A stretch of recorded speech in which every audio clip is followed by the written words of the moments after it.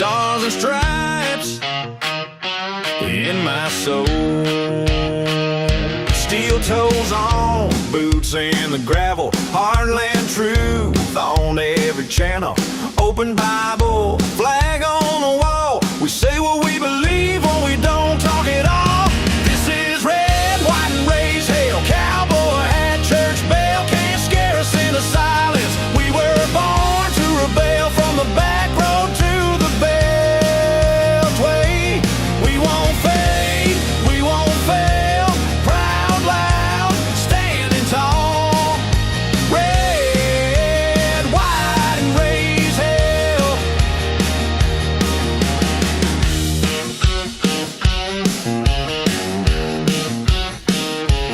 We back the badge, we guard the border. We love our guns and law and order. They try to shame every word we say, but we don't bow down, we just press play. This is red, white, and raise hell. Cowboy hat, church bell, can't scare us into silence. We were born to rebel from the back road to the bell. Hey, we won't fade, we won't fail. Proud, loud, standing tall. Red, white, and raise hell.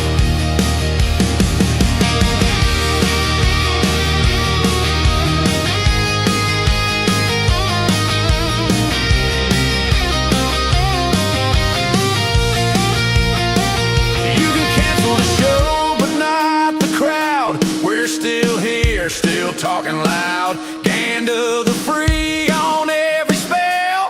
Hit that mic, host, let the truth ring out. This is red, white, and raised hell. Cowboy hat, church bell, can't scare us into silence. We were born to rail from the back road to the beltway. We won't fade, we won't fail. Proud, loud, standing tall. Red, white, and raised hell.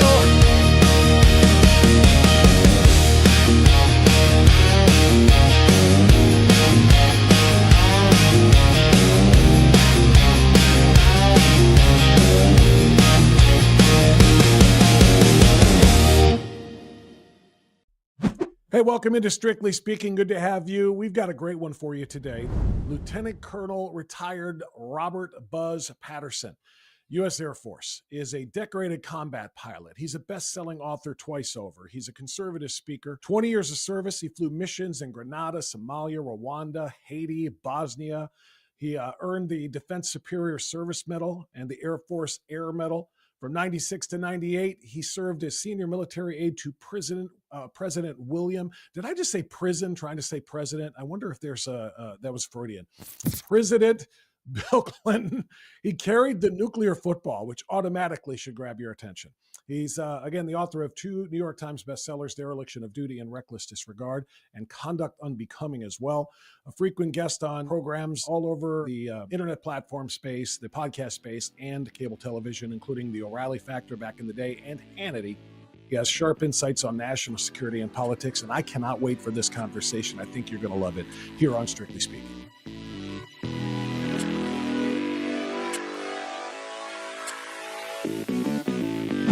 Buzz, thanks for joining us, man. How are you? Doing fantastic, Bob. How are you doing, sir? I'm good. I'm real good. You know, I want to start our chat before we get into the nuclear football, your stories upon stories about your time working with the Clintons and so much more. We chatted off the air before we began rolling on California. You're a Southern California guy.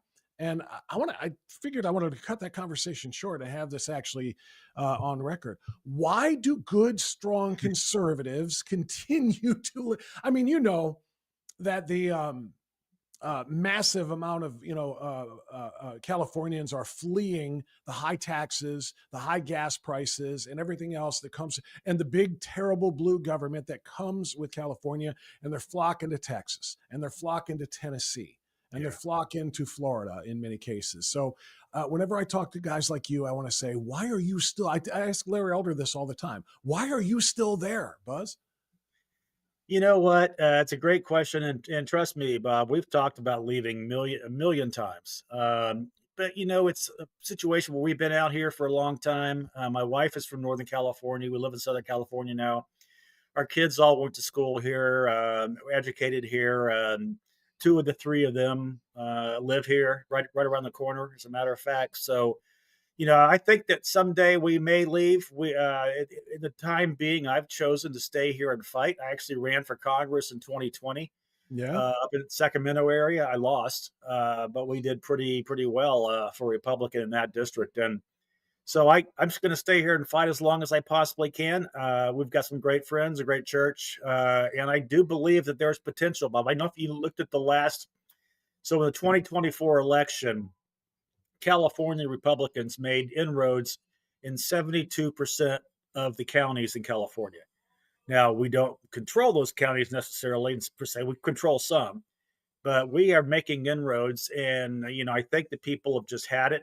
I mean, I think the Palisades fire, when you burn out a bunch of wealthy elite Democrats and take away their properties and don't give them a chance to rebuild their homes, there's a lot of people who are really upset with Gavin Newsom right now, and I'm going to help them make that transition from the Democratic Party over to the Republican Party uh, in California. So we're happy here. I love the weather. The politics suck.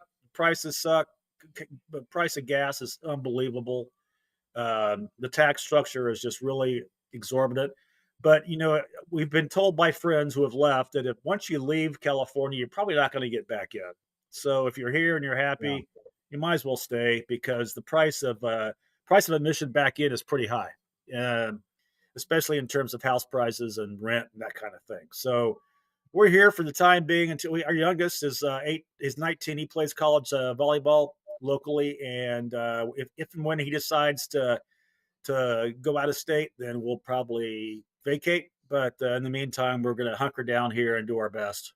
Well, you know what? That's a great story. It's a great answer. I mean, you got family there. And you know what? Even though you don't like all of those other things about it, home is home. And there's something about it where you don't want to leave home, and you don't want to leave the family and the kids and the grandkids and things like that, too. So I totally get it. Right. Um, Yeah. You know what else I love too, Buzz? You want to? I just, as soon as you said we're going to stay here and fight, I just, in my head I saw Trump going fight, fight, fight. Yeah.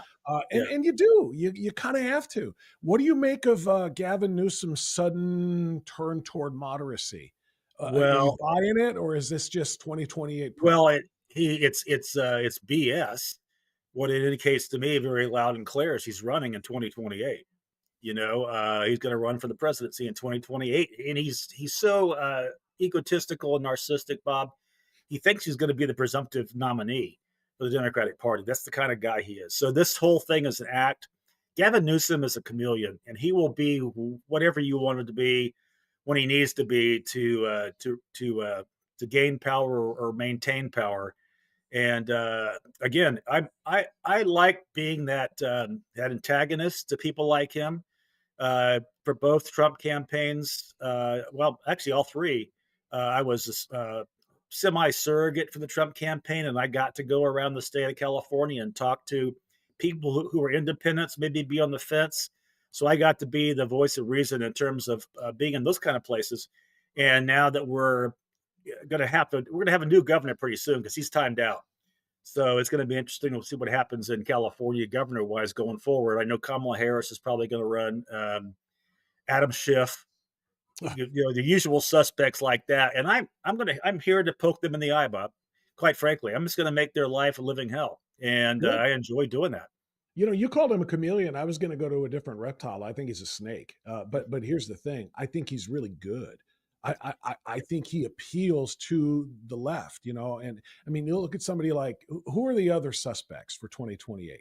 I mean, you look at people like Gretchen Whitmer's name is bounced up there. She might be considered more moderate and appealing than somebody like Kamala Harris was, but J.B. Pritzker, Bernie's too old. AOC I think she just barely turned 35 and is able to run, but you think they're going to follow an avowed socialist who poses in front of empty parking lots by fences and cries like there's kids behind it? I mean, the stories here of all of the Democrat 2028 possibles.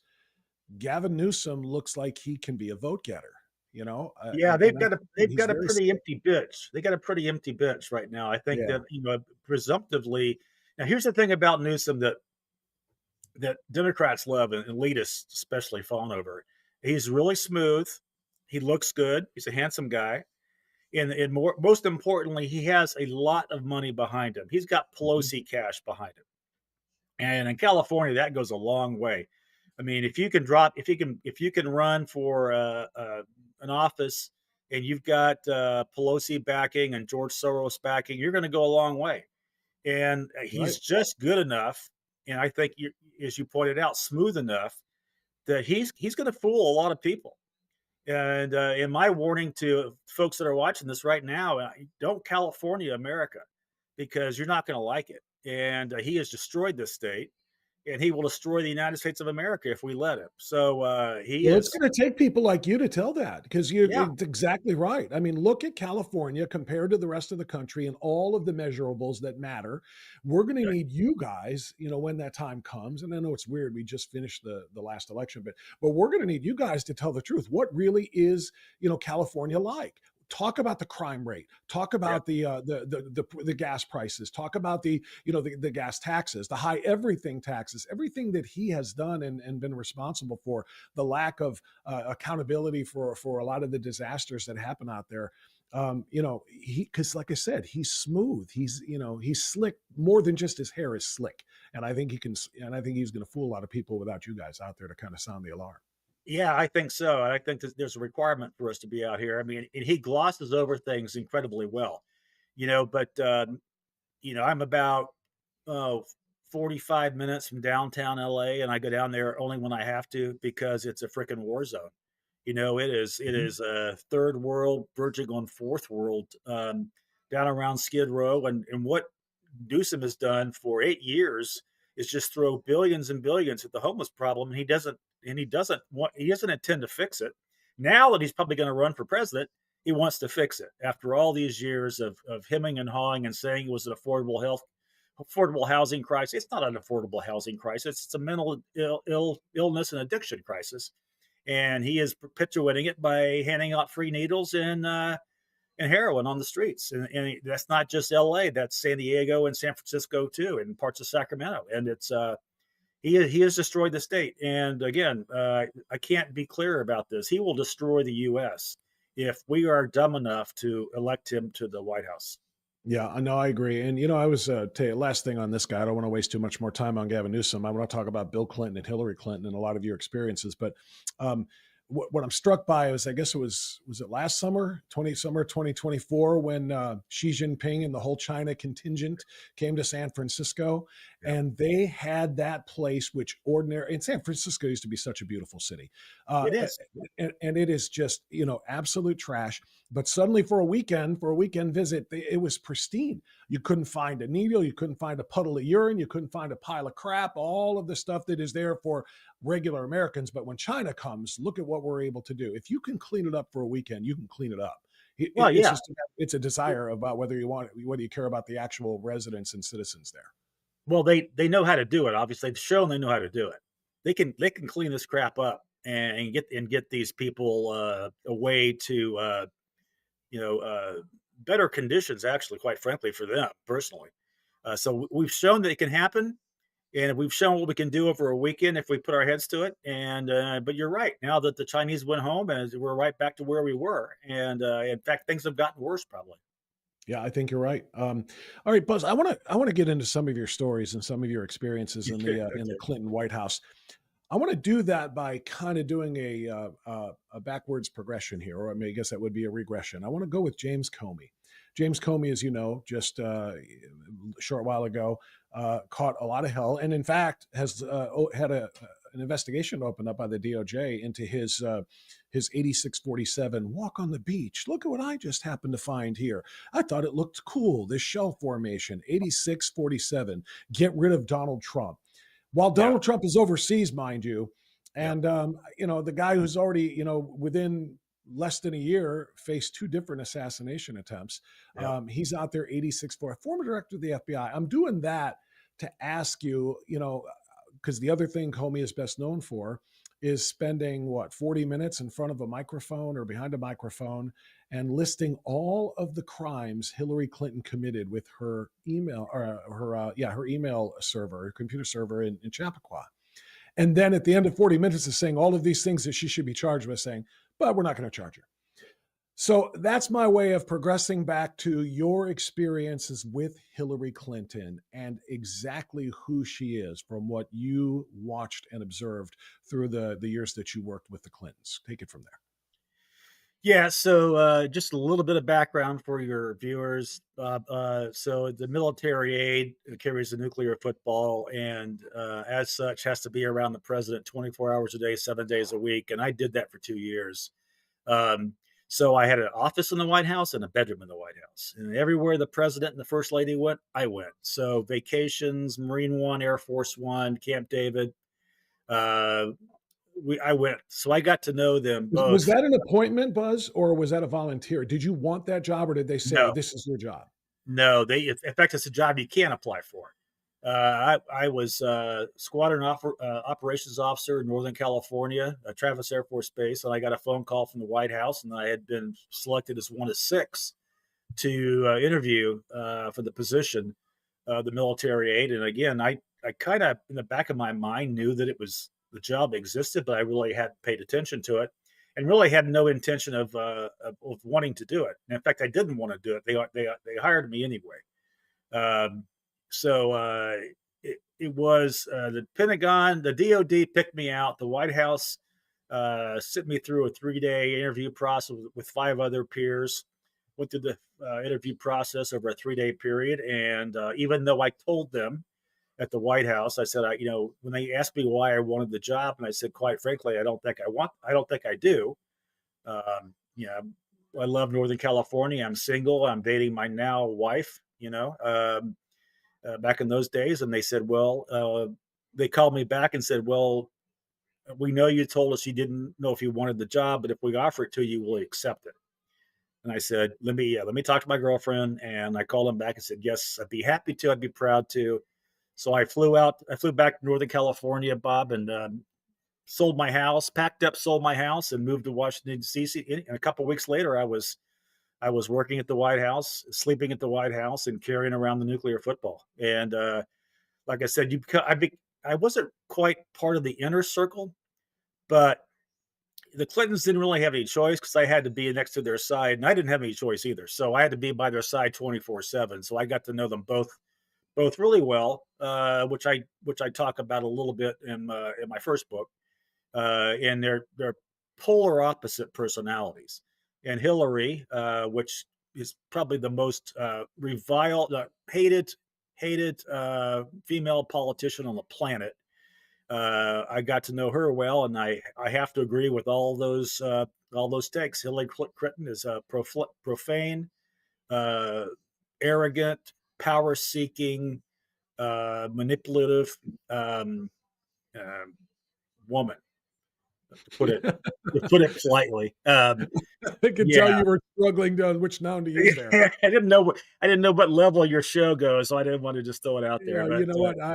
You do what you want to do. I don't have virgin ears, and neither does anybody who listens. So if I can, just because of the nuclear football part of this, we'll come back to Hillary in a moment because I want to hear more about that.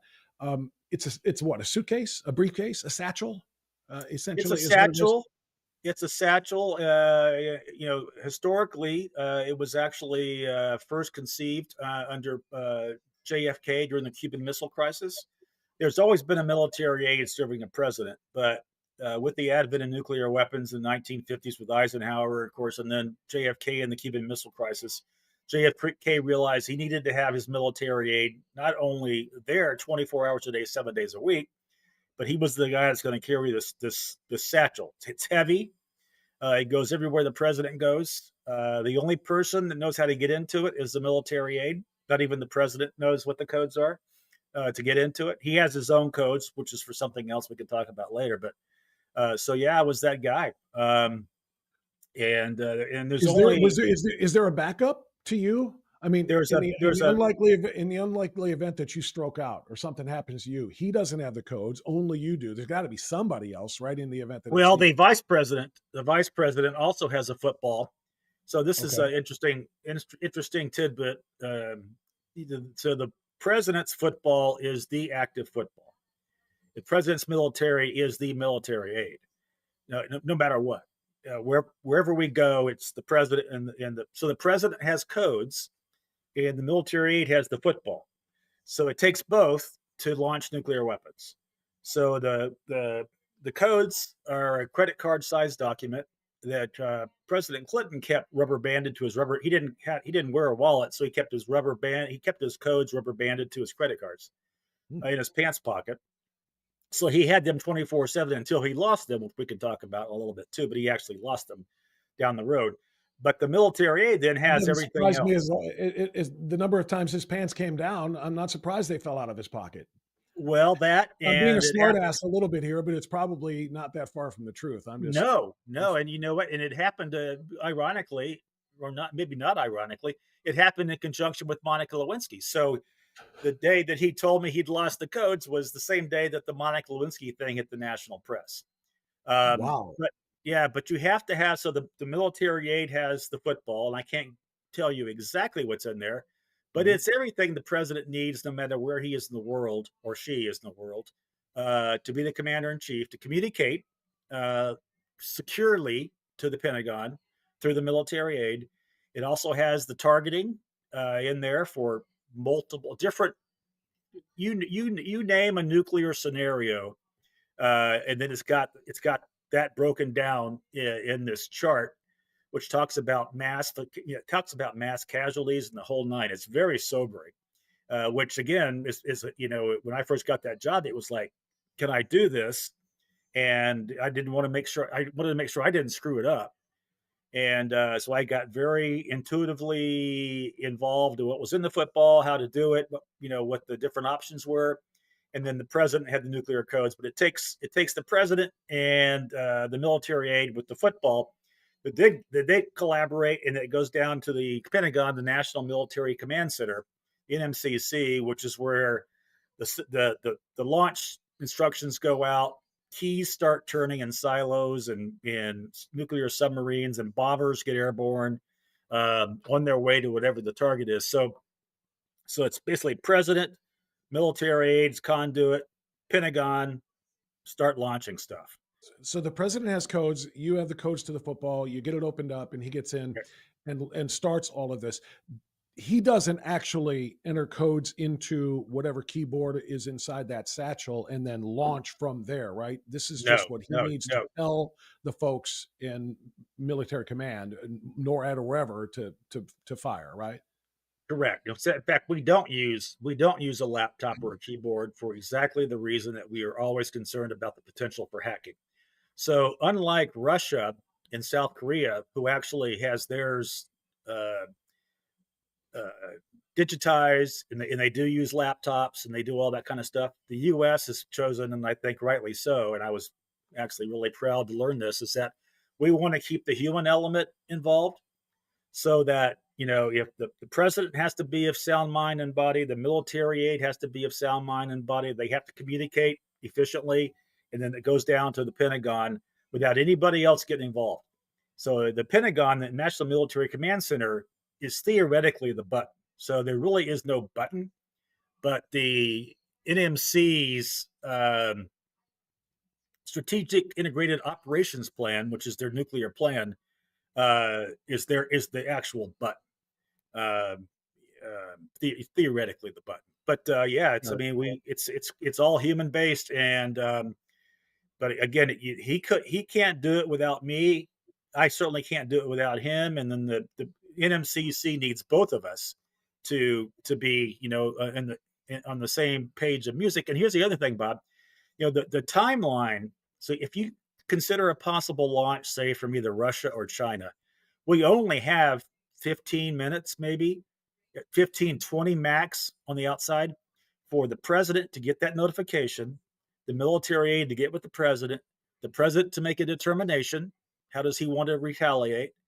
that determination then goes to the NMCC. So the NMCC doesn't have time to. There's no time for the SecDef to get on the line. We try to get the combatant commanders across the world. We try to get those 4-stars on the line, but it's not. Sometimes it's time prohibitive. So we would practice it. We practice it every 2 or 3 months, and just we would do different scenarios. So okay, we only have 8 minutes this time, or we have 20 minutes this time, but we got to get launched regardless, right? So we have to make a decision and do it. And Clinton would participate in that about once a year, and he actually was actually pretty. Other than the fact that he lost the codes, he was actually pretty interested, and he asked some really intelligent questions when I was around him. And now fast forward to Joe Biden, and I can't imagine the military aides that were working for Biden, what they were going through, just in terms of their own internal, emotional struggle with, can this guy tell me what to do? Is this guy of sound mind and body that he's gonna kill 300,000 people, and I'm gonna help him? So I was actually pretty pleased with Clinton overall. Well, yeah, I literally jotted down those words when you said sound mind and body. The president has to Yep. be a sound mind and body, because I wanted Yep. to ask you about Biden and I don't want to forget. So I wrote it down, and I'm glad you addressed it. Yep. There's so many follow-up questions to that about him, but I want to ask just one other question about the football and what our capabilities are. Have you seen, there's a TV series called Paradise? It was like a Yes. 7, 8 episode. Did you see it by chance? I've heard about it. I have not seen it. Okay. It was pretty compelling television, to be honest with you. I can't remember what platform it's on. It doesn't matter, but the point is there's one of these, extinction level event type things that happened. They ended up building a city in a bunker, underground, in order to try to keep, the population alive, or at least a small percentage of it. And up above on top, before all of that happened, they did the nuclear football thing. And the president in the series had 2 codes. One code was he entered in and they ordered the launch of all of the nukes to, retaliate against the other nations that were doing the same thing. And again, the reasons are kind of irrelevant. But the second thing is that he could either launch the nukes that destroy or launch the EMPs, all of the EMPs, which would fry every circuit, including the nukes, to stop the other nukes from hitting the United States and so forth. And the question was whether or not which one he should do, if either, because the nukes, of course, would lead to destruction of everything immediately. Right. Whereas the EMP would not destroy, it would destroy the nukes, but every other circuit. So it would kind of set the world back 500 years as far as capabilities. Does that exist, or is that just great TV? You're on to something. I really can't get into the whole EMP thing. Okay. I mean, we have that capability for sure. It's one of those unspoken. We don't really talk about it because we don't want the Chinese and the Russians to determine how best to countermeasure what we have, and vice versa. They don't talk about. Yeah, they have those too, right? They've got EMPs. Oh yeah. And that's probably right now more than a nuclear attack. I think the EMP thing is probably more likely sooner than later. And I also think you're gonna see it disrupt the entire world in terms of aviation, air traffic, radio communications, TV, all that stuff, internet. It's all going to go down. And if you can imagine this country, like I live in the LA area, if you can imagine LA just going off the grid, completely, it's going to be talk about Armageddon.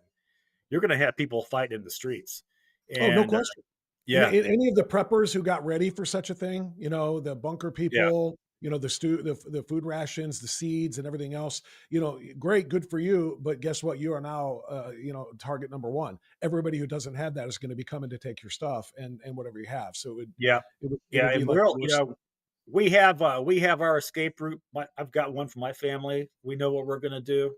We're just far enough out of town that I can get away into the mountains pretty quick without having to go on the major highways. So, because that's going to be a mess. But yeah, we have that. I really can't get into a whole lot of that. No, you don't have to. I did. Yeah, I just found it fascinating, and the fact that you carried the football. I just kind of want to know what our capabilities are. But what I really want to get into a little bit now, and you're still telling Hillary Clinton stories, which is hilarious on your Twitter. I was looking at your X account earlier today, and yeah. you had another Hillary story, and you can feel free to tell as many of those as you want. But let me ask you this: after your experience with Bill and Hillary, and I think you almost described her as something other than woman a few seconds ago. What was your level of concern when the 2016 election happened? And she was in the final week before the election. She had what, 6, 7, 8 point lead over President Trump. Yeah. It was the stunner of all stunners that Trump won. But you had to, since you got to know her so well and to observe her so well, what were you thinking when she almost became the president? Well, one of the reasons why, so I was an Air Force pilot for 20 years and a Delta Airlines pilot for 16, and I retired from Delta in 2016 because Hillary was looking like our next commander in chief, and I wasn't going to sit on my hands in a cockpit and let that happen. So I retired early from Delta, 5 years early actually, and went to work. I hit the road, telling people about who Hillary really is. And I've got a lot of skeletons that I can talk about in terms of Hillary. So I started doing that in 2016, and thank God Trump was elected. And she's still out there, and I like being on X because I get to troll the hell out of her, and it's a good time. You know what I mean? And You do it well. and to the point now that she's got her replies turned off. So I know that I've landed a couple of shots. So I know that some of those are landing, some of those are hitting hard. But yeah, I mean Hillary. Well, speaking of shots, can I ask you the other kind of shots? I mean, I'm not Yeah. trying to be flippant No, here no, about this, no. I'm but I happy to mean, a talk lot of about anything. people who know things about Hillary, well, let's just say there's a lot of missing people, Yeah, and there are a lot of people who know things about Hillary that dare not say anything because they're afraid of being suicided. Uh, right. just to be blunt, did you ever think about that? Yeah, yeah, all the time. And I think there's a lot of there with some of those people. For example, when I was the 2 years that I lived in when I was at the White House, I had a condo in Georgetown. Rented a condo for those 2 years. It was when I needed to get away or I needed to go get my suits dry cleaned or whatever. I had a place to go, and then my wife and I got married, and she moved in. But 2 blocks away from our place in Georgetown was a Starbucks, where on the heels of Vince Foster, I got there right after Vince Foster apparently was offed. Uh, I got there, I'm in the job, and then a couple weeks later, I find out who Monica Lewinsky is. And then a couple weeks later, another intern from the White House, Mary Mahoney, I believe is her name. I didn't know her personally. I knew of her. She was murdered in a Starbucks after hours one night and locked into the cooler. And she had no, I mean, she was the only affiliation she had other than Starbucks was the White House job that she had. And she was an intern, and she knew Monica. So there's something there. I know a lot of people that knew them from the Arkansas days that talk about, um, things that they know. And I will tell you this: I would not put anything beyond her, Bob. Not a single thing. I mean, the Seth Rich thing. Mhm. There's a lot of stuff out there that we are still waiting on answers for, and I think she is quite capable of having been involved in a lot of that. Give me some of what you observed of her treating people, whether it be on Air Force One, because you traveled with the president everywhere, or any place else where you saw the real Hillary come out before the fake, facade comes on for the cameras. Let me give you a couple, Bob. When I first arrived into the White House, this was May of 1996. So we're going into the reelection campaign, right? We're hot and heavy campaigning. The Clintons were, and I was with them. And when I first got there, my predecessor said so that Hillary has a rule that when she's moving around the White House hallways, she doesn't want to see anybody, look anybody in the face, have any exchange any kind of pleasantries. He said, I don't care who they are, senior staff, you, doesn't matter. She doesn't want to see you, and she doesn't want to have to look you in the eye and say, good morning or good afternoon or whatever. So that was the first thing. Second, so I got, okay, well, I'm going to try to observe that, but I don't think I like that idea very much. If I happen to be moving in something that's important and I happen to see her, I'm just going to say, good morning, Mrs. Clinton, and keep moving, So I was one of the people who didn't dive into doorways office. And I saw people, literally adult men and women, senior staff members of the White House, diving into doorways in the White House hallways to avoid having to encounter Hillary.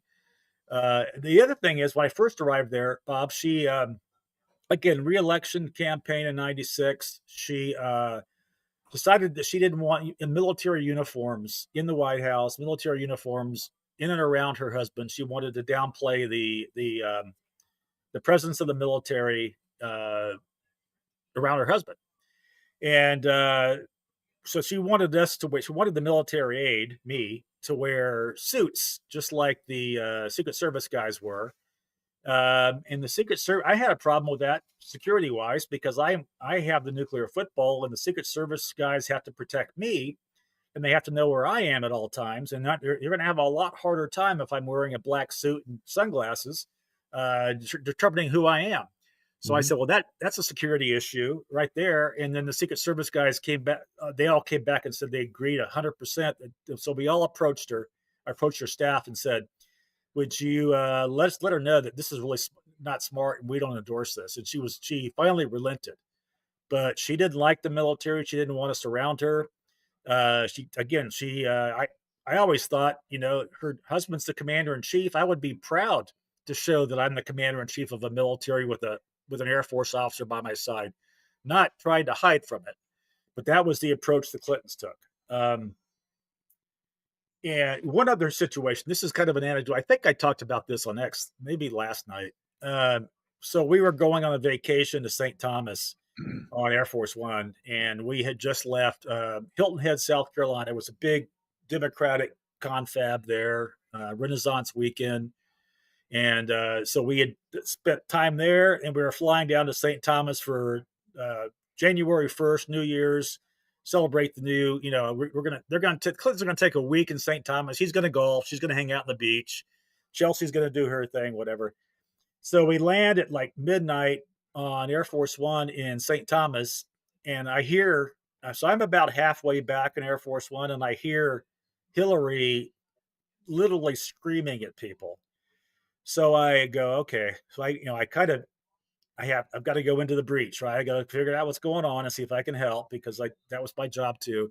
So I get up there, and apparently Chelsea has left her school books on her bedside table of her hotel room back in South Carolina. Chelsea is, in her senior year in high school. She wants to study for her finals. And all of a sudden, the fact that the books are still in South Carolina was not Chelsea's fault. It was everybody else's fault but Chelsea's. So she basically turned to me and says, do what you can to get those GD books down here first thing in the morning. And I go, okay, I got it. So I basically called back to the White House and had them launch a valet, a Navy enlisted guy, to fly down commercially to Hilton Head, find the books. He found them, thank God, and then fly commercially into St. Thomas, and then bring them to my room first thing in the morning so I could walk them over to where the president and the first lady were staying and give Chelsea her books. Now, what really got away with me, Bob, it wasn't that I had to jump through hoops for anything like that, but the fact was that her 18-year-old daughter was not at fault, but everybody, including people who were involved at all in the back of the airplane, was at fault. And that is typical Hillary. She shoots first and aims later. And she's very profane. I mean, the conversations or the screaming matches I heard her have with President Clinton, epic screaming matches. And she would always win, because he would realize that, just like any good husband, he needed to just take it and be quiet and nod his head, which he would do. Bill would actually do that, and then he'd cheat on her. So it was a vicious cycle. Well, he cheated on her, according to so many reports, when he was governor of Arkansas. I mean, he did. Yeah, he had a thing. He had a thing, and it was So it was pretty she obvious. always had that over him. I mean, I'm Yeah, just assuming because she always had his back. She always had to cover for him, including the Juanita Broderick thing, and we don't have to litigate all that right now, but she yeah. always, defended him and so forth. And it would have to be, I'm running things here, which is why a lot of people wondered. It's kind of funny. Two of the three last Democratic presidents, talking about Clinton and Biden, a lot of people kind of wondered who's really running the presidency. Is it the first lady or is it the actual president? And the fact that he was such a lecher, you just kind of wonder Bill will step and fetch and do what Hillary says, or else Hillary will blow the whistle and stop backing him. And then you just wonder how much of that led to her running the show. Oh, perfect example, and I'll tell you exactly what happened. I mean, they always were kind of a business arrangement. There was no intimacy between the two of them in my entire time there. I never even saw them holding hands. I mean, nothing. But when he got caught with the Monica thing, when the Monica thing, and she knew all about Monica. When, I know in her book she says she didn't. She did. She was well aware of him. She was the one that had Monica sent to the Pentagon, away from the White House, to get her away from Bill. Anyway, when he got caught, I remember the first crisis meeting that night in the Oval in the residence. I just happened to be in and out, and she was basically laying down the law, and she basically became the co-president at that point in time. He lost whatever semblance of leverage he thought he had in the presidency. She took it over, and basically the discussion was, she said, "I'm not going to leave you right now, but you have to be with me as I go forward in my career." And he said, "Yeah." So